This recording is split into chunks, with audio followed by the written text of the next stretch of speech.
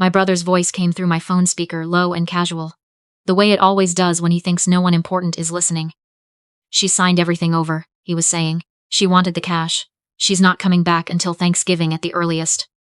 I was parked on the gravel pull-off at the end of the township road. Engine off.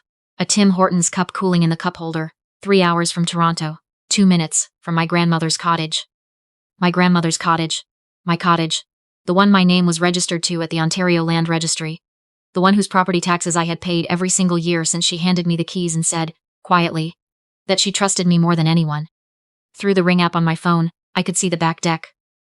A woman I had never met in my life was arranging a charcuterie board on the cedar table my grandmother had owned for 30 years. The string lights she and I had hung together the summer before she got sick were wrapped around the railing posts, lit up cheerfully in the middle of the afternoon. Someone had bought a new kayak and left it pulled up on the dock, like it had always been there. I took a sip of cold coffee. My brother thought I was still in Calgary. He had no idea I had driven back 2 days early, or that the Ring doorbell he'd never bothered to think about still sent every notification directly to my phone. He had no idea that when he changed the door code 3 weeks ago, the system had flagged it and sent me the alert before he'd even finished setting the new one. Some people take technology for granted. I work with it for a living, in a different way. I'm a forensic accountant. I spend my days inside other people's financial records, looking for the places where the numbers bend before they break, looking for the paper trail that someone tried to bury. I have a particular skill for seeing what has been hidden and recognizing what has been falsified. After 8 years of it, it has become less a profession and more a way of seeing the world. So when I found my own cottage listed on Airbnb under my brother's name, priced at $650 a night with a 4.5-star rating, I recognized it immediately. Not from the description, from the photo of the dock. I know that dock. I helped my grandmother stain it the summer. She turned 78. She had a specific idea about how she wanted the boards to run, diagonal instead of straight, and she had stood at the water's edge with one hand on her hip and directed me for most of a July afternoon. She was not a patient teacher, but she was an exacting one, and by the time we were done the dock was exactly right. The listing photo showed those diagonal boards catching the late afternoon light off the water. I sat with my laptop open in my Calgary hotel room for a long time after that. Then I got up, made coffee, and started building the file. That was the moment I stopped pretending. Any of this was a misunderstanding. I should go back further. Because this didn't start in Calgary. It started the way these things always do, with something small, that I told myself didn't mean what it meant. My grandmother died 11 months ago. She had been declining for 3 years, and I was the one in for 3 years, and I was the one who handled most of it. The prescriptions that needed managing, the conversations with her doctors, that required someone was to sit down and listens. My mother visited when the timing was convenient for her. My brother came at Christmas and on her birthday and made a generous production of both. I drove up to Muskoka every other weekend for 3 years. I fixed the things that needed fixing. I sat with her while she sorted through 40 years of belongings and talked about my grandfather and made decisions about what to keep. She knew the difference between the people who showed up when it was comfortable and the person who showed up when it wasn't. She said so. Directly. More than once. Her will was specific. The cottage and its contents to me, not jointly to the family, not to me with conditions attached. To me alone with a handwritten note from her solicitor's file that said she had been clear-minded and deliberate about this decision and wanted it documented. My brother hired a lawyer and contested it. He made noise about undue influence and diminished capacity in her final months. The contest went nowhere because her capacity was thoroughly documented, and her solicitor had known her for over 30 years. My brother lost, paid his own legal fees, and told my mother at Christmas dinner that I had taken advantage of a dying woman. I didn't respond. That is something I did a lot back then. Absorb, let go, move forward. I had convinced myself it was the gracious thing to do. I understand now that I was just tired and that there's a difference. When my Calgary contract came up in July, I offered my mother the use of the cottage for a few weeks. The alternative was leaving it sitting empty through the height of Muskoka seasons, and that felt wasteful. I had one condition, which I stated clearly and then repeated in a text message.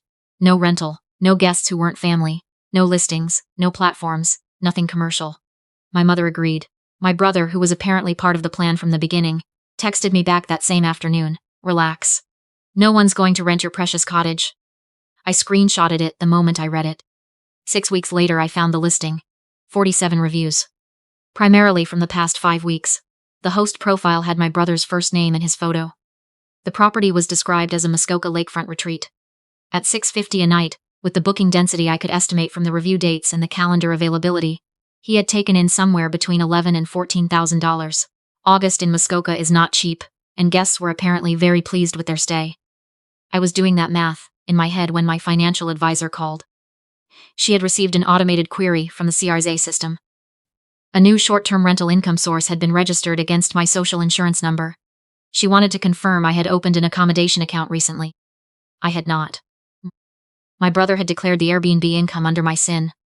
Whether he intended to hide the tax liability inside my return, or whether he thought it would somehow legitimize the arrangement, I can't say for certain. What I can say is that using someone else's social insurance number to register income without their knowledge is identity fraud under the Criminal Code of Canada, and the CRA does not negotiate the definition. I contacted my lawyer that evening. I filed a formal tips with the CRA the next morning. I called the OPP detachment in Bracebridge and explained the situation in full. And then I packed a bag, got in my car at 5 in the morning, and drove north. I sat in the pull-off for an hour, watching the ring feed and listening. I needed to hear him say it one more time, clearly, to a person who wasn't me. I needed the confirmation that this was not a miscommunication, or a well-intentioned mistake that had gotten out of hand. She signed everything over. She's not coming back. That was enough. My mother had texted while I was sitting there. Don't come to the cottage without calling first. We have guests this weekend. We have guests, as if she were the host, as if I were the one who needed to schedule a visit. I thought about something she'd said, years ago, that I was never meant to hear. Thanksgiving, the year before my grandmother got sick. I had come in through the mudroom door and heard her voice in the kitchen, talking to my aunt in the confidential tone she uses when she wants to sound practical rather than unkind. The honest truth, she had said, is that she's never going to fight for anything. She never has. Whatever ends up on paper doesn't matter. She'll go along with whatever we decide. She had known me well, once. She had no idea how thoroughly I had changed.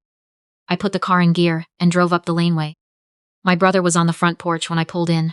I watched his face cycle through 3 different expressions in the space of 2 seconds. Confusion. Recognition.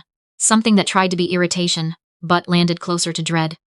You're back early, he said. I am, I said. You should have called ahead. I own the property, I said. I don't need to call. His wife came out from inside and looked between us. My brother straightened up and found the register he uses when he wants to sound measured and reasonable. The voice that has always worked on people who want to believe him. There are some things to discuss, he said, about the arrangement. Mom spoke with some people. There are questions about the original will and whether it was properly executed. I have a letter. He produced a folded envelope from his back pocket. From Gran, he said. Written 2 weeks before she passed. It establishes shared interest in the property, her handwriting. I didn't take the envelope. I asked him to read me the date. He hesitated. Then he unfolded the paper and read it aloud. August 19th. She was admitted to the hospital on August 14th, I said. She did not regain consciousness after the 16th. I have the hospital records, the nursing notes from the ICU, and the attending physician's discharge summary. I held up my phone. I had pulled the documents from my email before I left the pull-off. She could not have written anything on August 19th. She was on full sedation, with no motor response. He opened his mouth. I kept going. There's a second problem, I said. The letter uses the civic address for this property, the full 4-digit format. He looked at the paper in his hand. The Muskoka district updated its rural civic addressing system in 2022. Before that, this lot had a different designation. The 4-digit numbering format didn't exist until 2 years after she died. I took the Canada Post civic addressing change notice from the folder I was carrying. I had requested it the previous week. Whatever that document is, she didn't write it. His wife made a small sound beside him. My brother said nothing. I heard tires on gravel behind me. The OPP cruiser turned in from the township road and parked alongside my car. The officer who got out was calm and unhurried, which I had learned to read in a good sign. I had called the detachment that morning and given them the full picture, including the land title information, before I drove up. Which one of you is the registered property owner? He asked. I am, I said. I handed him the folder. Inside was the Ontario land title printout I had pulled from TerraView the morning I left Toronto. The provincial electronic registry timestamps every search. My name was on the deed. It had been on the deed since my grandmother's estate was processed. There was no co-ownership notation, no recorded transfer of interest, no encumbrance of any kind, just my name, the legal description of the property, and the registration date. My brother has been operating a short-term rental on this property without my knowledge or consent for the past 6 weeks, I said. I handed the officer the printed Airbnb screenshots. 47 reviews, peak season pricing, the host profile with my brother's name. The income was registered against my social insurance number without my authorization. I have correspondence from the CRA, confirming that the account was opened in connection with my sin. The officer looked at my brother. Sir, do you have documentation establishing your right to manage or rent this property? My brother looked at the letter in his hand. Then he looked at me. This is a family situation, he said. A civil matter, this doesn't require. The sin registration makes it a federal matter, I said. His wife stepped forward. She had been quiet until now. She gave us verbal permission. Before she left for Calgary, she explicitly said we could use the property however we needed to. I had been waiting for this specifically. I unlocked my phone and opened my voice message app. I turned the volume up and pressed play. My own voice came out of the speaker, a bit thin through the phone but clear enough. I need you to hear this, before I get on the highway. The cottage is not to be rented out. No guests who aren't family, no listings, no platforms, nothing. If I come back and find something different, I'm holding you responsible. Then my brother's text response, which I read aloud from the screenshot. Relax. No one's going to rent your precious cottage. His wife turned to look at him. He was staring at the gravel. A second car came up the laneway shortly after. A CRA investigator I had spoken with the previous morning had driven up from Bracebridge. She confirmed that the sin irregularity was already flagged as a potential identity fraud case, and that a formal investigation was open. She asked me to forward the complete Airbnb account documentation, which I had already sent to her secure email before leaving the pull-off at the road. My brother went to sit in the back of the OPP cruiser. He didn't argue about it, which surprised me at first, and then didn't. People who are used to operating by bluster tend to go very quiet when the bluster stops working. My mother arrived 20 minutes later. She slowed down when she saw the official vehicles and the investigator, and me standing in the middle of the laneway, and she sat in her car for a moment before she got out. This has gone far enough, she said. Whatever the disagreement is, this is a family matter. It stopped being a family matter when someone opened a CRA account using my sin. I said, that's not something I get to treat as a family matter. She tried several different angles in the space of about a minute. That I was overreacting, that I had always been too sensitive. That I didn't understand the pressures my brother was under financially. That my grandmother would have wanted us to sort this out quietly among ourselves. You told Aunt Susan I wouldn't fight back. I said, Thanksgiving. 3 years ago, I was in the mudroom, I heard you. She went still. You were right then, I said. I'm not the same person. I asked her to leave. She wasn't listed anywhere on the property and she wasn't a guest I had invited. She looked at the cruiser where her son was sitting, and she looked at me and she left. The CRA investigator took my full statement at the picnic table by the water, while the light started to go golden, on the lake. The guests inside were notified that the listing had been removed, and that they would receive refund assistance through the platform. They filed out quietly with their bags and didn't look at anyone directly. The woman with the charcuterie board left a half-empty bottle of wine on the counter. I put it in the recycling. My brother's car was still in the driveway after everyone else had gone. His wife was sitting in the passenger seat waiting for him, with her arms crossed and her window cracked. I noticed when I walked past it that his registration sticker had expired in April. I called the township bylaw office. They were efficient. The tow truck arrived in about 20 minutes. After it left, I stood in the empty laneway for a moment and listened to the evening settle in. The birds, the water, the particular quality of silence that exists in the Muskoka bush at the end of the day, when the last of the light is still in the upper branches of the trees, and everything else has gone still. I went inside. The cottage wasn't exactly as I'd left it. My grandmother's rocking chair had been moved from its corner to the deck. There was a coffee maker on the counter that wasn't mine, and a collection of hotel-sized shampoo bottles lined up in the bathroom like the whole thing had been run as his boutique. The good linen tea towels were piled damp in the sink. I moved the rocking chair back first. Then I filled the kettle and stood at the kitchen window while it heated, watching the dock. The string lights were still up, the ones my grandmother and I had hung together 4 summers ago. She had held the base of the ladder and directed me from below, very specifically, about the height and the spacing, and I had complained that no one would notice, and she had told me calmly that I would notice, and that was the point. She was right, I still notice every time. I poured the tea and carried it outside. The Muskoka chair at the far end of the dock was faded from years of seasons, the paint worn smooth on the right armrest where she had always rested her hand.